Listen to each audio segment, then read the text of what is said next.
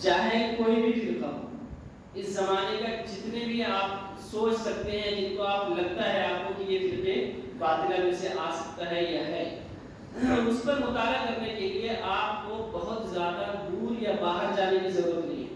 ہمارے فضلہ یا ہمارے طلبہ کا یہ کہنا یہ کہ انہیں خود نہیں پتہ ہے کہ ہمارے اکابر نے کس موضوع پہ کیا لکھا ہے، نہیں پتہ ہے۔ اگر پتہ ہو تو وہ چیزیں جو ہم یہاں دوسروں کی لا کے پیش کر دے رہے ہیں وہ نہ ہوگی۔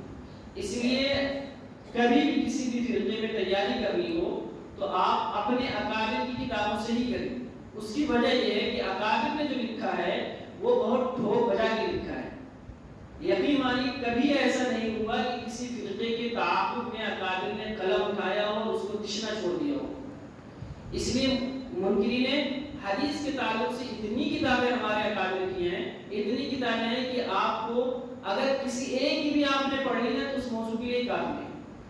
اس میں سر فہرست اگر آپ نام لینا چاہیں تو مفتی تقی عثمانی صاحب کی ہے، مولانا ادریس کاندھلی رحمۃ اللہ علیہ کی ہے، اور آپ لے لیں مولانا سرفراز خان صفدر رحمۃ اللہ علیہ کی ہے۔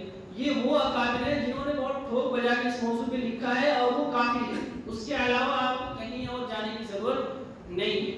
ایک چیز تو یہ کہ مطالعہ کرتے وقت سب سے پہلے اس موضوع پر تلاش کریں کہ ہمارے اکابر نے اس موضوع پہ کیا لکھا ہے، تاکہ آپ کو اپنا نظریہ بھی پتہ چلے، اپنے دلائل بھی پتہ چلے، اور کہاں کہاں لچک ہے وہ بھی پتہ چلے، اور کن کن آیات اور روایات سے ہم دلیل لے سکتے ہیں اور اس کا طرز استدلال کیا ہے، وجہ استدلال کیا ہے، کہاں باطل کا ہمیں جواب دینا ہے کہاں نہیں دینا، وہ ساری چیزیں آپ کو اسی میں ملیں گی۔ اگر آپ نے کسی اور چونکہ دیکھیے ہر فرقہ اپنے اعتبار سے کام کر رہا ہے، خواہ وہ دیوبندی ہو خواہ وہ کوئی اور بھی ہو، ہر اعتبار سے وہ کام اپنے اپنے اعتبار سے کر رہے ہیں۔ اگر آپ اپنے گھر کا کام کرنے کے لیے پڑوسی کا سہارا لیں گے تو کام ویسا نہیں ہو پائے گا جیسا کہ آپ کرنا چاہتے ہیں۔ اسی لیے